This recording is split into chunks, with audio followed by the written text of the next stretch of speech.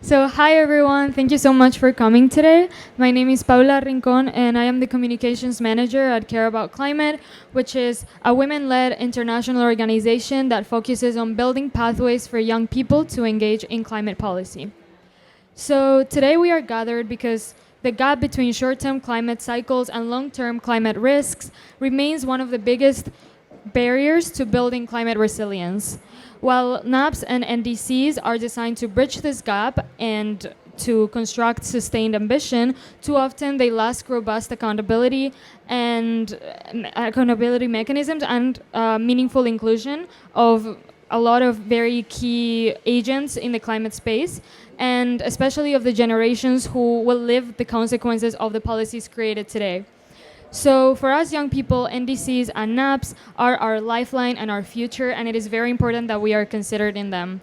Apart from that, for governments, delivering climate ambition is a legal obligation that cannot be overlooked or ignored.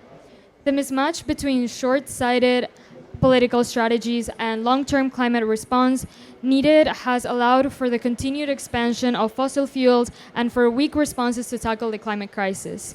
However, we know that by being properly advised by experts and collaborating with frontline communities, ambitious climate policies can outlast political mandates and effectively respond to the demands and needs of the peoples. It is essential to bridge this gap and between governments and civil society so that NDCs work for those they are intended to serve, the people. This interactive dialogue will highlight the power of engaging diverse stakeholders in designing and implementing NDCs, NAPs, and other policies grounded in lived realities and climate justice that keep long-term ambition alive beyond short political terms. And now I will move on to introducing the speakers. So today we'll have the chance to hear from Felicia Guillen, an environmental justice organizer from New Mexico, USA. Apart from her, we have Ingrid Satore Mawe, first Indigenous Counselor of Florianopolis, President of the Women's Commission, Ambassador for Climate in SC, and Seed Women of Anmiga, Brazil. We are waiting for one of our speakers, who is Maciel Cairo, ace focal point of the Dominican Republic.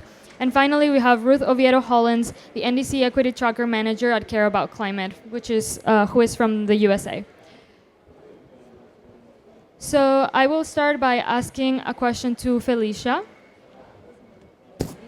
So frontline defenders such as women and indigenous folks are the most affected by climate change, yet they are continuously excluded from decision-making processes. As a young environmental justice organizer, what do you think are productive ways for young people to get involved in raising ambition for systemic change without failing into tokenism spaces?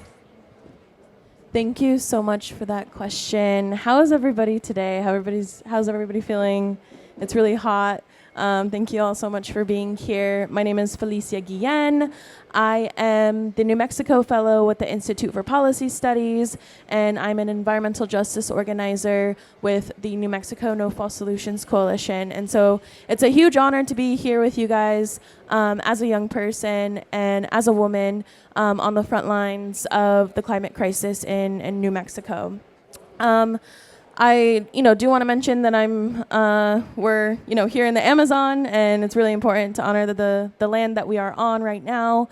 I also do want to honor the lands that I come from, which is Tiwa lands, now called Albuquerque, New Mexico. I think about this question quite often as a young person, as a Nuevo Mexicana. It's very often that my voice is tokenized in a lot of these spaces, but I use it to my advantage, to be quite honest. As a frontline defender, especially, in someone who works very closely with indigenous communities, we are carrying the heaviest weight of climate change, and we're often treated as an afterthought when it comes to decision making. And so for me, the most productive way for young people to raise ambition, without falling into tokenism, starts with this, right? We don't enter these spaces as individuals. We enter as a part of a community, and whoa, and as part of a lineage. This is now that the thunder's here and it's raining. We're obviously all meant to be here, and that's always a good sign. When you walk into these spaces rooted in your people, your movements, you're not there, to perform representation. You're there to shift power. And so tokenism, happens when institutions want our faces, but not our analyses. And it happens when they want our stories, but they don't want to hear our demands. And young people, I think, especially for me, I like to stay grounded in a few different things. Some of my elders, always tell me, Felicia, remember where you come from. Remember the shoulders on which you stand, and always give back what has been given to you. So every day, those are, my guiding principles in this work.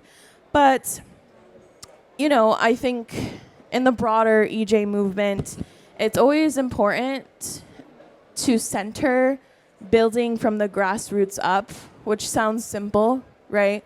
But sometimes power shifts can happen at the top.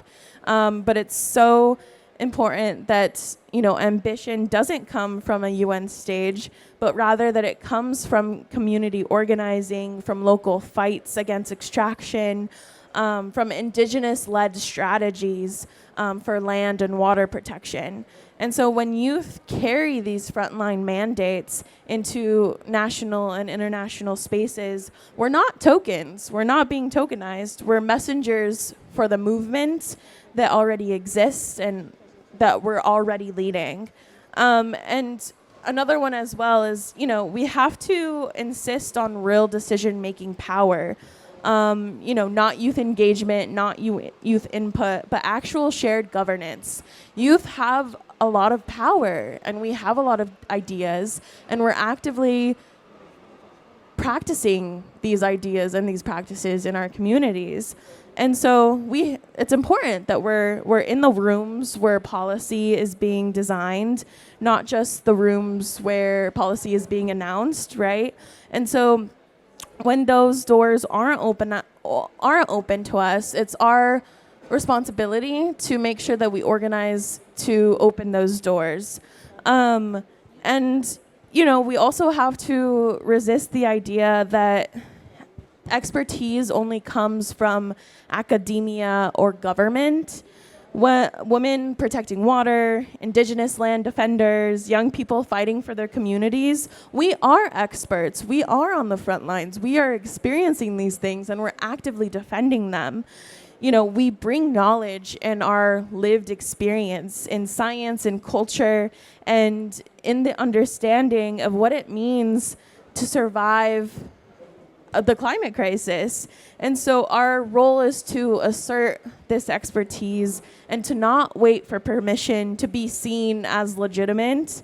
And so I guess to kind of finalize and wrap things up, young people being in this space isn't about being inspirational. It's about being accountable. We're accountable to our communities back home. We're accountable to who has been experiencing extraction, exploitation, and pollution for generations. And so our task is not really to fit in. It's to transform the system that we have been living in. And so, as we, organize collectively across youth, across indigenous nations, frontline communities, women, and gender diverse leaders, we're not tokens. We're a force to be reckoned with. We raise ambition by making it impossible for decision makers to ignore the people with the most at stake. And so I guess the real answer is don't let them tokenize you. Don't let them tokenize us. Make them engage with your power.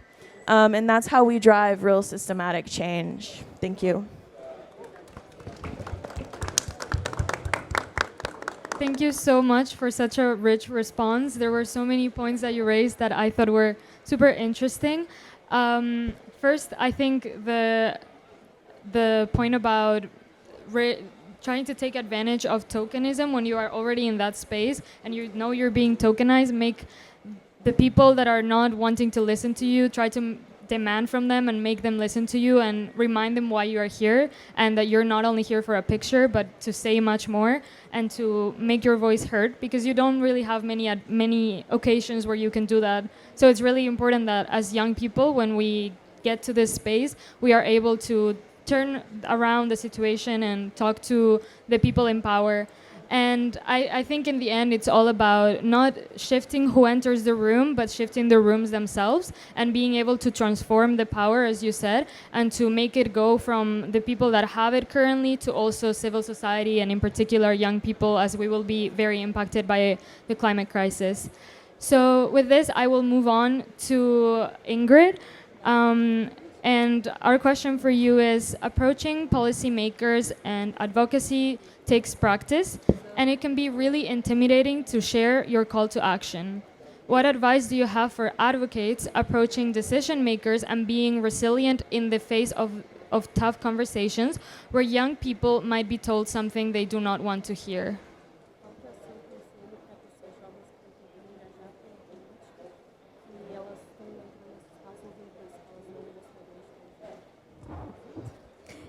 Boa tarde a todas, a todos.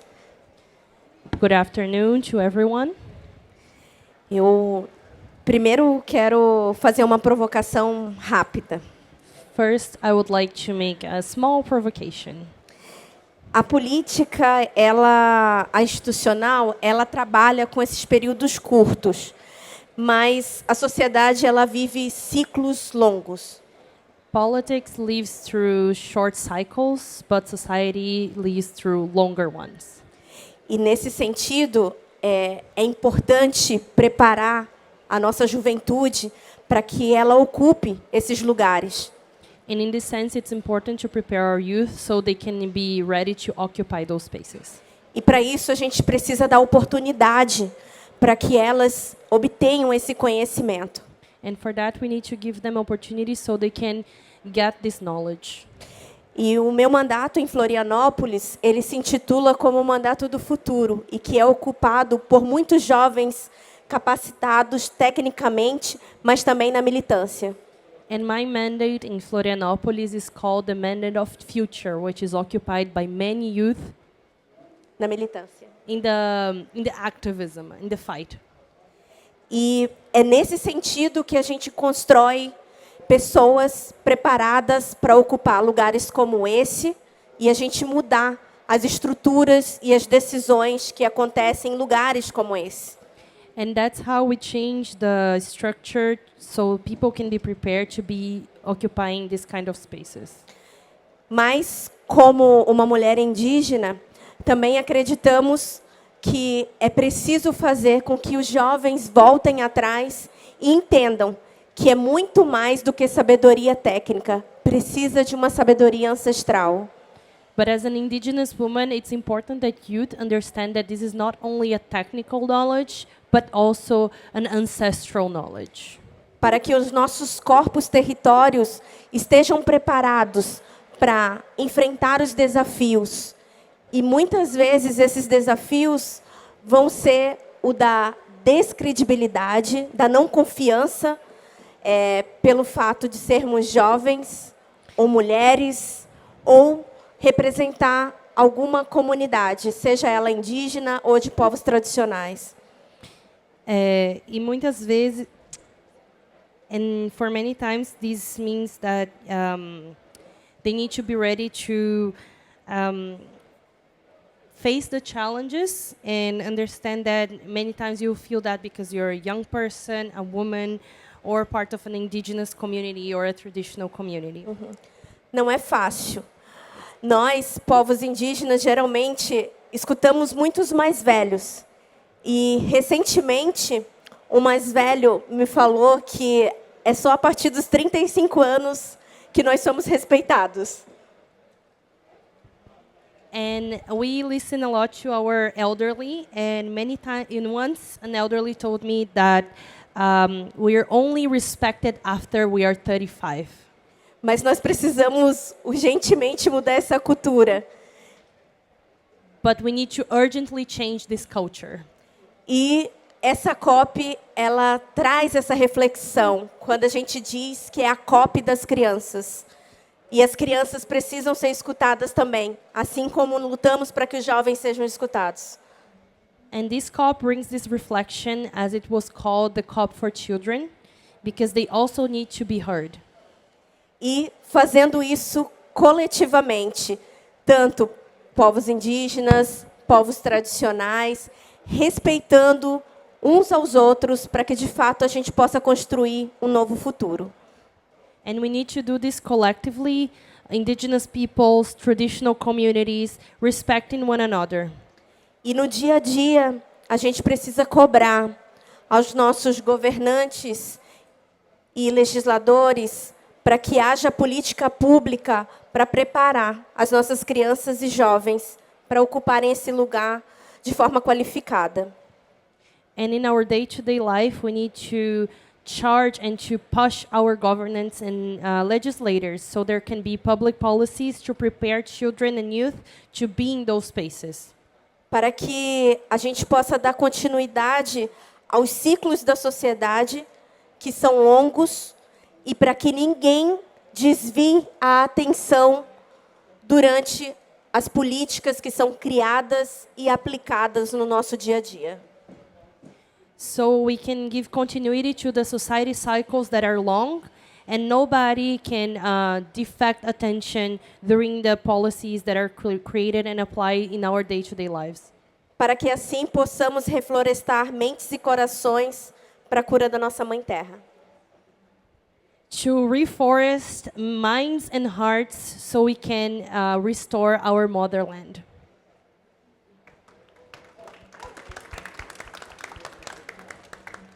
Thank you so much for such a thorough response. I think it's so important what you mentioned about taking into account all of these types of knowledge, ancestral knowledge, knowledge from more elder people, from youth, from children, because it's not about a competition of whose knowledge matters more, but it is about combining all of these to reach the most optimal climate solutions.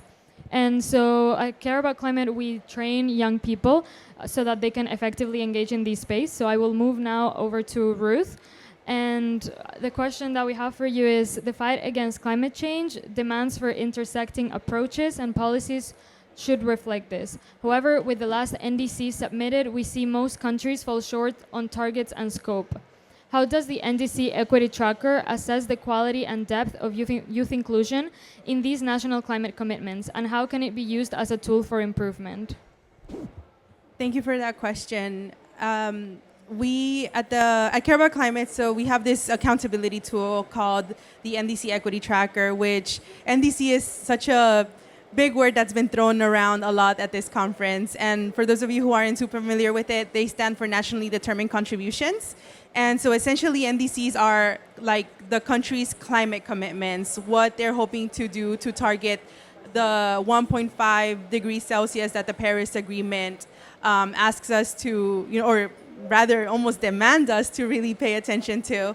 And in these climate policies, we kind of look at the inclusion of civil society through gender equality, intergenerational equity, and of course, emissions reductions. It's really important to have these conversations together because one really does affect the other, and the data kind of tells that story.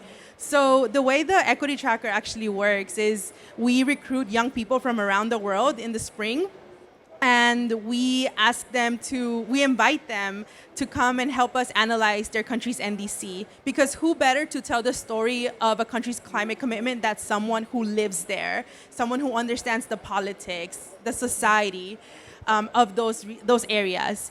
And so in a way that we empower young people, we train them to understand all the crazy jargon that the UNFCCC provides and what's available in these climate policies.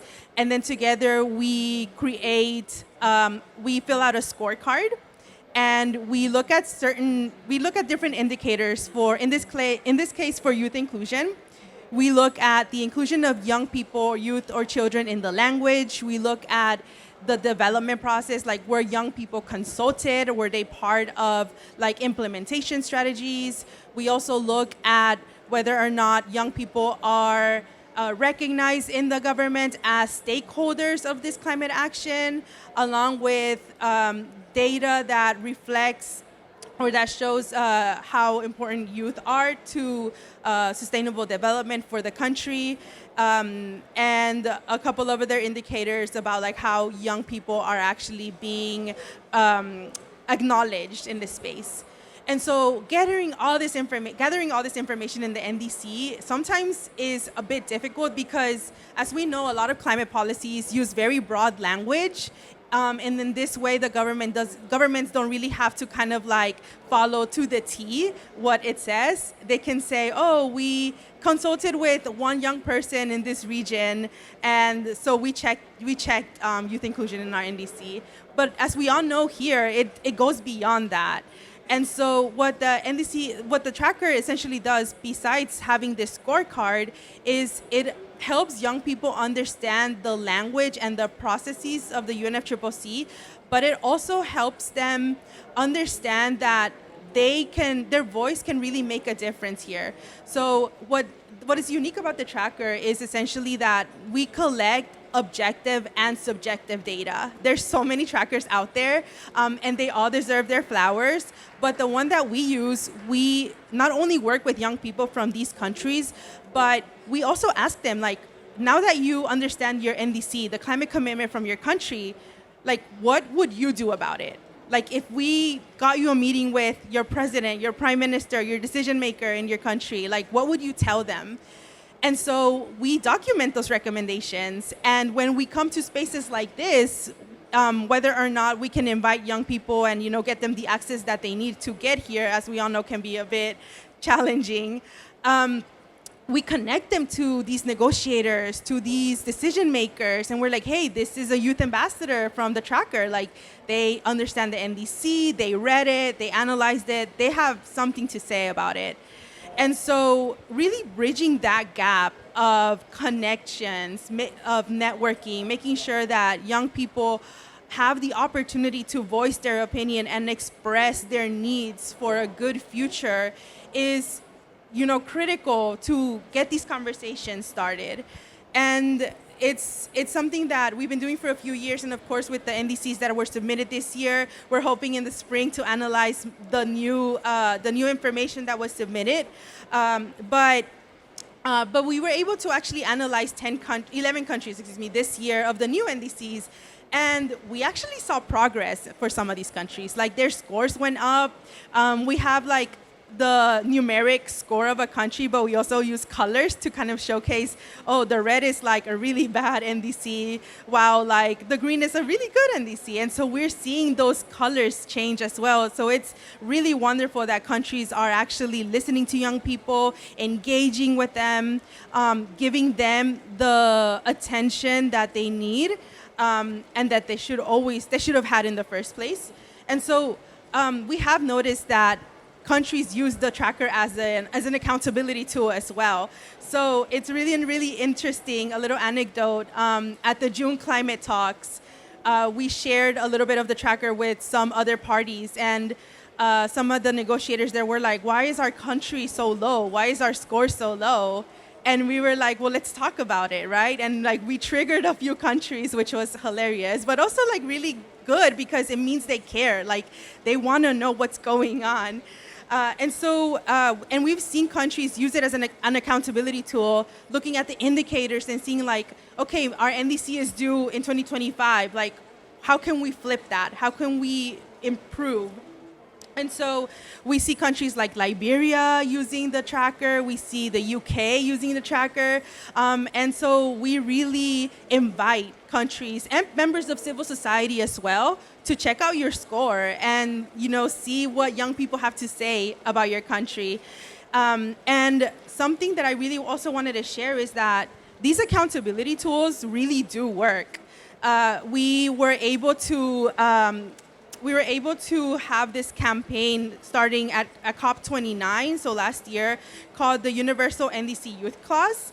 And what this clause does, it invites countries to adopt a clause that essentially provides accountability measures for youth inclusion. So when countries decide to adopt this clause, it means that they are making a promise that they will ensure to support young people in their climate action plans, in their NDCs, and we are able to kind of keep track of that and, you know, make sure that they remember, hey, you made this commitment to these generations, you know, like, we can help you get there. There's all these other people who can help you get there.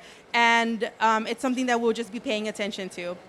And these different accountability tools are just so important and meaningful so that we can ensure that countries know that even though we are here in different panels and negotiations, paying attention to different organizations, we actually have a lot to say and we have the data to prove it. So we hope to continue expanding the project, and I definitely invite all of you to check it out.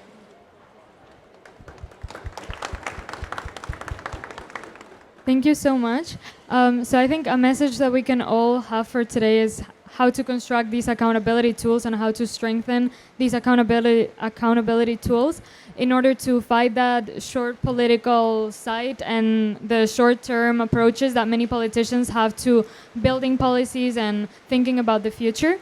Whether it is through local action like Felicia highlighted or through tools like the NDC Equity Tracker through which we can bridge the gap between local youth and policy, or whether it is talking to parliamentarians or your political representatives, as highlighted by Ingrid. I think there's always something that we can all do to, you know, put our little bit into this fight against climate change. And so now I would like to open the floor for the audience to share if you've learned anything or what is your main reflection about this panel, and to ask any questions if you wish. So, yeah.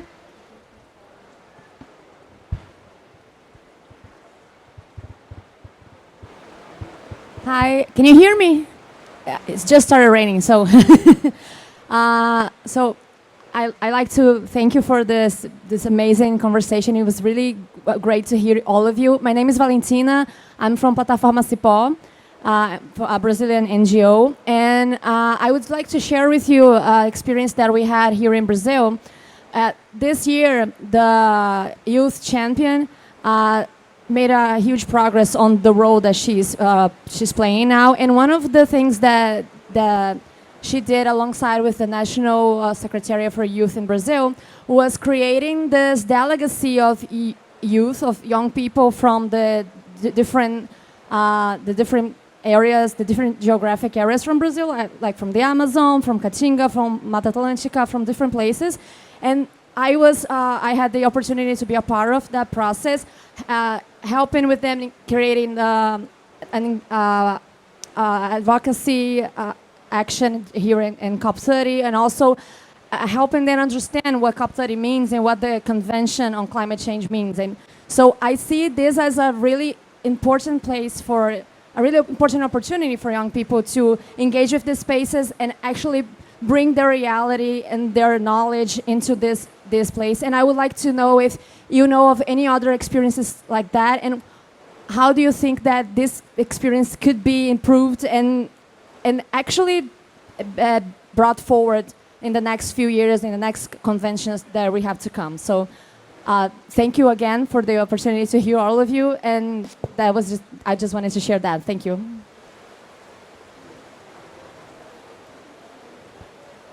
Yeah, so that's, I feel like, I think you also spoke to this too, is getting young people in these spaces is very, very difficult, right? And at least from like the US perspective, I see schools like Harvard, Duke, and a few other universities across the US bringing young people here from their college universities to be engaged in these dialogues. And this is actually, my first COP, post undergrad, having the opportunity to be here and just learn. As someone from the US, it is very often that young people don't get these opportunities due to funding, but also I just happened to be in the right place at the right time, and it made a lot of sense for me to be here, right? And so I think you know, whether it's like through universities, we need to have better pipelines for our students to get involved, you know, whether that's being here for research purposes or simply for just being here and to experience what happens in these hallways, right? I think there's a lot to simply just take away from walking around and experiencing all the different dynamics and even in going into negotiation rooms, right? And I hope we do get to the point where young people